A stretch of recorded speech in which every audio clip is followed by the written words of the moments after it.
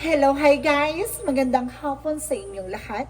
This is June Rodriguez, Mama Sagari Channel.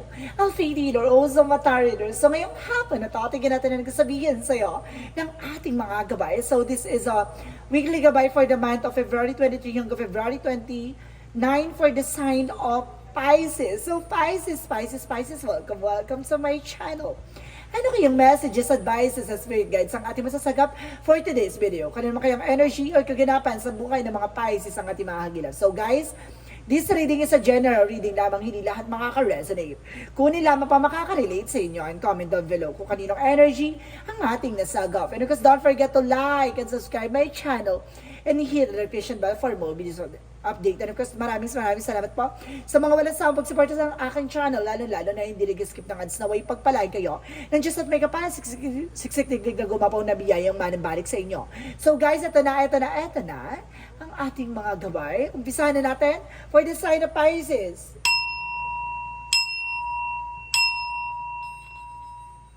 Angel Spirit Messages, give information. Ano kayong gusto sabihin sa'yo ng ating mga gabay for the sign of Pisces? So, there's a Three of Swords. Oh my God! Ano to? Heartache or pain? Something na, or either ingitera. So, let's see. Ano to? There's a Three of Swords. And there is the Four of Cups. No, may mga bagay na hindi matanggap dito, guys. No? Kumbaga, nagbibigay ng sakit. At the same time, there's a Seven of Swords. So, there's a snakiness, guys. There is a cheating lying on you, no? Kumbaga, itong tao na to, hindi nito matanggap na kesyo ganito, ganyan, diba? Ano kaya yung pinanguhugot at pinanggagalingan yan? So, there's a Six of Pentacles. So, there's a give and receiving something by the universe. Maaaring magtutuloy-tuloy na about sa finances. And the World card, no? Some of you na nasa ibang bansa or nagtatrabaho ka sa ibang bansa. At the same time, there's the Eight of Pentacles. So, there's a collaboration and of course, dedicated sa ginagawa, no? Kumbaga, nakapokus siya sa trabaho or negosyo. And the Judgment, mag-ingat ka, no? Kumbaga, may mga taong naiinggit daw behind your back. And the Six of Swords is a transition, no? Unti-unti mo na matatanggap yung pagbabago, unti-unti mo na matatanggap ang unti-unting pag-uusad, pag gano'n, unti-unting pag-uusad, guys. Makakausad ka na unti-unti. So, let's see what is the Seven of Swords. Ano itong cheating lying on you? And because there is a Three of Pentacles, so sa katrabaho mo ata to, guys, no? Or kasama mo, no? Kumbaga meron ditong kumbaga niloloko ka or kumbaga pinag-uusapan ka or nagsisinungaling sa iyo yung mga nasa paligid mo, no? There's an information na kumbaga naiinggit to sa iyo, no? So let's see what is the Six of Coin represent the Two of Swords. There's a decisions, no? Na kailangan mo magdesisyon na pagdating sa finances. So, kailangan mo maging balance. And there's the Full card. So, there's a leap of faith. So, ibig sabihin, there's a new beginning pagdating sa ibang bansa. Maaari mga ibang bansa ka, there's a travel, guys. Maaari makapag-ibang bansa ka. And there's a Eight of Coins represent the Six of Wands. So, kumbaga, magtatagumpay ka sa larangan na ginagawa mo, no? Kumbaga kung nagbi-business ka, mapagtatagumpay mo kung nagtatrabaho ka sa ibang bansa na kumbaga crafting or something na ikaw yung gumagawa ng ano na yan. Sinasabi dito sa iyo na pursige mo lang kasi kumbaga magkakaroon ka ng knowledge at the same time ng ano dyan, no? Ng kakayanan para magtagumpay ka. So, let's see what is the Three of Swords and the Judgment. So, there's a Star card. So, there's a wish fulfillment. So, magkakaroon ka na ng healing daw, no, guys? So yung mga sakit ng nakaraan, yung mga dulot ng nakaraan ay maaari ng mahilom.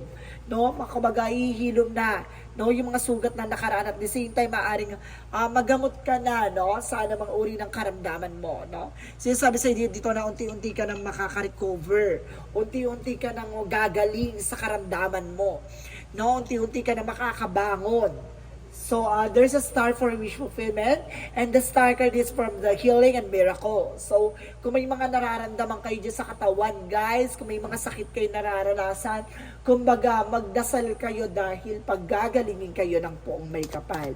So, let's see what is the Four of Cups and of course, the Six of Swords. So, there's a Page of Cups. So, makinig ka sa intuitions mo, no? Makinig ka sa gut feelings mo. So, may mga bagay dito na kailangan mo pakinggan ang iyong intuitions, pakinggan ang iyong vibrations, pakinggan ang iyong nararamdaman. There's an instinct, guys. So, there's a lover. So, some of you guys, no, kumbaga niloloko ka ng partner mo, no? There's a cheating lying on you. No, yung pala, kung maaaring katrabaho mo yung kapartner, yung jowa mo or partner mo, yung pala niloloko ka, hindi mo alam, or either, kumbaga ang katrabaho mo, ang kalaguyo ng partner mo, or at the same time, let's see what is additional messages. For a Six of Pentacles, and because that Two of Swords, there's an Ace of Wands. So there's a Ace of Wands is a new beginning. So magkakaroon ka ng bagong simula dito, no? At the same time, there's the World card, and of course the Fool card, and there's a Faith. So talaga sinusubukan ng pananampalataya at tiwala mo. So maaaring iikot na ang mundo at iikot na ang kapalaran mo, magkakaroon ka na ng bagong eksena. Dahil yung mga taong nagdulot sa iyo ng sakit, panloloko, traidor, no? Lahat ng mga bagay na yan ay hihilom. At darating yung araw na makakabangon ka na. So let's see what is the Eight of Pentacles and the Six of Wands. So there's an Eight of Cups. So there's a moving on. So unti-unti ka na makakaalis sa situation. Na unti-unti ka na makakabangon sa nakaraan, or unti-unti ka na makakabangon sa kinagagalawan mo. So let's see what is the outcome. So there's a Five of Swords. So mag-ingat ka lang, no? There's a self-sabotage. So maging aware ka sa mga bibitaw mo salita, yung mga thoughts and of course information mo, kailangan sinasarili mo. Eventually kasi nagagamit yan against sa'yo, or may mga bagay na ginagamit yan para gayahin ka, or may mga bagay na ginagamit yan para lokohin ka. At the same time, there's a Queen of Cups. So magkakaroon ka na ng healing dito. At the same time, there's a Ten of Cups. Magkakaroon ka ng kaligayahan. No, inside and out. Ganun talaga, pag wala kang tinapakan tao, lahat ng mga bagay na blessing ay talagang uulanin ka, no? So let's see what is additional messages for career. Sa career mo, there's a High Priestess. So there's a mystery, or there's a lot of hidden agenda or hidden enemy. So pagdating sa career finances mo, ay may mga bagay na hindi ka pa alam, or hindi mo pa alam, na may mga bagay na kailangan mo pang tuklasin at alamin. There's a lot of mystery. So let's see additional messages for love life. So there's a Knight of Swords.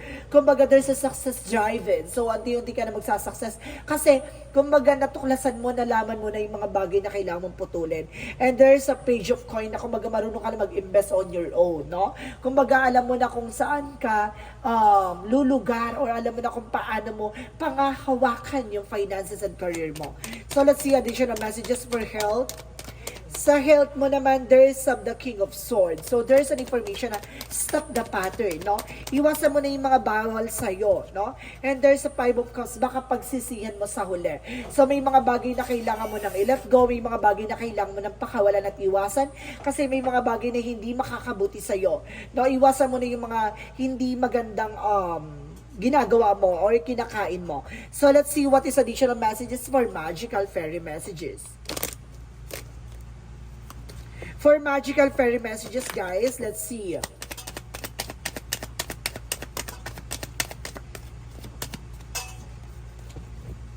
For magical fairy messages, so there's a daughter. So, some of you may anak ang babae, no? And there's a flower power. So, talagang bibigyan ng kasaganahan dito at magandang bukas. No? There's a spend time with the flowers and flowers essence to increase your personal healing power. So, kumbaga nakakatulong daw ang flowers sa'yo para nang sa ganun, para ma-heal yung mga sugat ng nakaraan mo, no? So, let's see what is the yin and yang oracle card.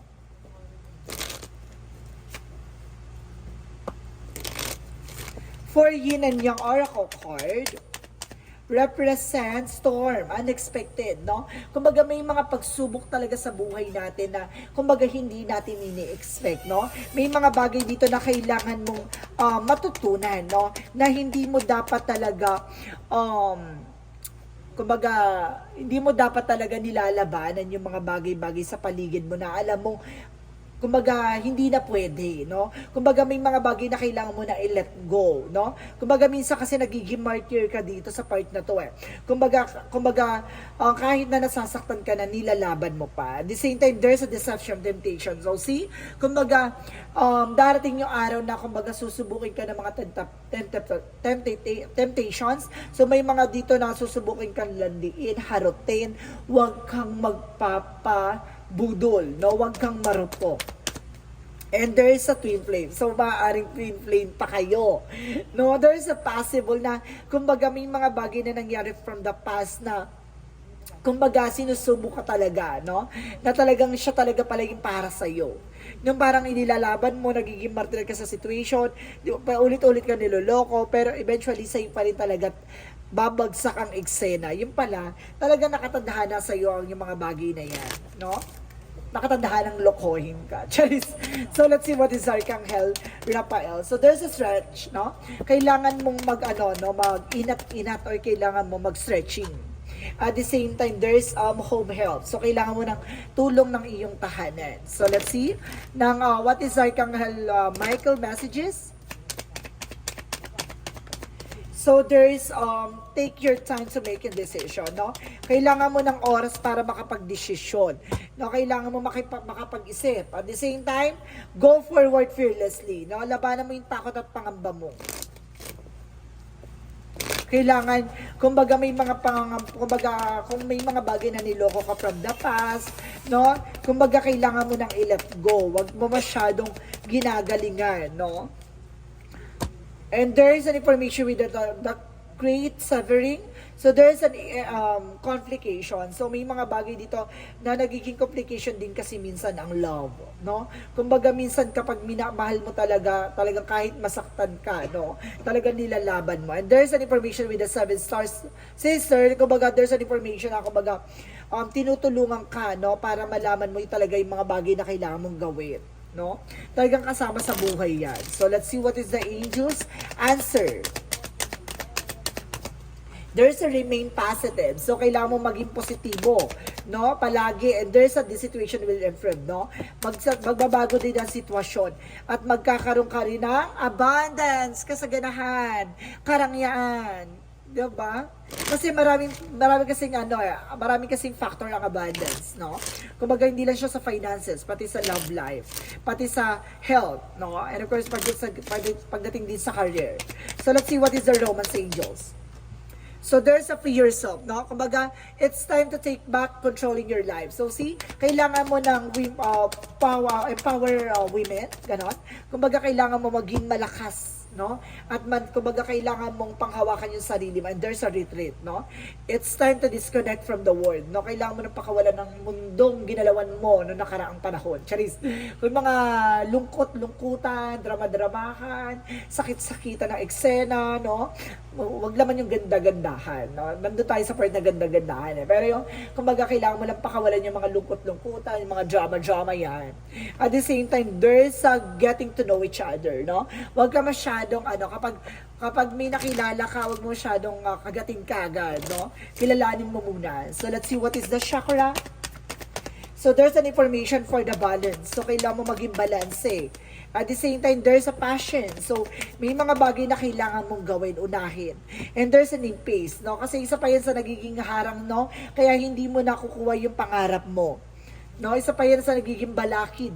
Ang mga, diba, pag-ibig na tukso, no? So, let's see what is the Monsology. So, your hard work is paying off. So, itong, yung mga pinagtrabahuhan ng mga pinaghirapan mo, at the end of the time, talaga makukuha mo what you deserve. And there is a time to healing. So, talagang gagaling ka naman mga uri ng sugat ng kahapon at nakaraan. So, let's see what is additional messages for Angel Spirit. And of course, there is a builder. So, talagang pinapalakas ka at pinapatibay ka ng ating Angel Spirit, no? Pinapalakas ang iyong pundasyon. And there is a protected, no? Kumbaga, protektado ka naman. Protectionan mo lang din ang sarili mo. And there's a travel. So, marami kang gala dito. Marami kang travel, guys, no? So, let's see what is additional messages for Angel Spirit, guys. For Angel Spirit, guys, please give me information. So there's an indecisions, no? May mga bagay dito na nahihirapan kang pagdesisyonan, no? Nahihirapan kang kumbaga gawin or aksyonan, no? And there's a failure, no? May mga pagkakamali ka na hanggang ngayon bit-bit mo pa rin, ayaw mo pa rin pakawalan. Kumbaga natatakot kang sumubok ulit, ganon. Kumbaga, yan yung naging sanhi, kaya parang nahihirapan ka sa situation mo. And there's an information dito by the love, no? There's a love talaga. Love can exist. Pero minsan kasi love is a martyr. And there's a problem solving, no? Masusolusyonan ng problema mo. And there's a self-inventory. Dapat alam mo kasi yung ground mo, no? Kailangan mo mag-invest pa rin sa sarili mo. Kasi at the end of the time, ikaw lang din ang makakatulong sa sarili mo. And there's a goddess inside, no? Ipapakita sa iyo ng ating mga gabay yung mga bagay na dapat mong makita at maunawaan. So let's see, what is the energy? The energy, let's see. So there's a victory. So there's a victory is yours. Talagang ang tagumpay talaga ay makakamit mo at the end of the road. At the same time, there's an hostilities. Protectionan mo lang ang sarili mo, no? Dahil ang mundong ginagalawan mo ay mapanlin lang, no? There is a healer of the ages, no? Talagang pagagalingin ka niya, no? At maaaring dating yung araw na may edad ka na. Charis, healer of the ages. Talagang binis sa ages, no? And there's a yin and yang, no? Kumaga maging balanse ka, no? Sa sarili mo. Siguro, kumaga tumatanda ka na, kailangan mo nang mag-invest sa sarili mo. Kailan ka gagaling kung kailan matanda ka na, ganon. Kaya, kumaga, ngayon pa lang, kumaga, kailangan mo na mag-invest sa sarili mo. And there's a judge not that you be not judged, no? Huwag ka munang humusga, no? Kung ayaw mong husgahan ka. So, it means, huwag mo munang, kumbaga, yung sarili mo na lahat ng mga tao ay lolokohin ka, no? Kumbaga, dapat handa ka, masaktan, handa ka sa pagmamahal na darating, pero kailangan mo muna tutukan yung sarili mo. So let's see what is the angels number represent 31. I am disciplined. So see, ito yung isa sa part na kailangan mong dapat ay meron ka, ang disiplina. Your approach to life is an effective mix of both practicality and imagination. Your mind is steering with the creative ideas and you have the organizational skills to manifest them to life. So see, kayang-kaya mo naman dalhin yung mga bagay na yan sa totoong buhay, no? Hindi lang yung puro drama-drama yung dinadala mo sa totoong buhay. Pati yung eksena na hanggang dulo makukuha mo, no? Kumbaga, hindi yung puro lungkot-lungkutan, drama-dramahan, martir-martiran, sa totoong buhay may ganda-gandahan din. Kailangan ganon, no? So, let's see what is the messages of life. Messages of life represent application. So, sinasabi dito, today, I apply all that I have learned during my spiritual guest. I practice love is within my daily life. I allow my inner light to lift my thoughts. As I do so, the law of universal love take root in my life. So see, alam mo yung pinaka nagiging ugat no? Ayun yung alamin mo. Kung bakit nagiging problema, lagi ka nagkakaroon ng failure pagdating sa love life. Ano ba yan talagang mali? Baka ikaw na yung may mali. Or baka talaga yung mga mali talaga yung may minamahal mo. Or either, kailangan mo talagang i-apply sa sarili mo yung mga lesson na nakaraan mo, no? Ano yung mga nagiging possible kumbaga possibilities information na kung bakit nagkakaroon ng failure yung love life, no? Bakit nagkakaroon ng something chaos or something kumbaga lokohan, kumbaga nagkakaroon ng backstabbing. Bakit? So, ibig sabihin, yun yung kailangan mong alamin para magkaroon ka ng balanse. O, di ba? So, guys, this is a weekly gabay for the month of February 23 hanggang February 29 for the sign of Pisces. So, Pisces, maraming salamat for this wonderful reading. So, this reading is a general reading lamang, hindi lahat makaka-resonate. Kung hindi lamang pa makaka-relate sa inyo, and comment down below kung kaninong energy ang ating nasagap. Maraming salamat, guys, and see you in the next video. Bye-bye and babush!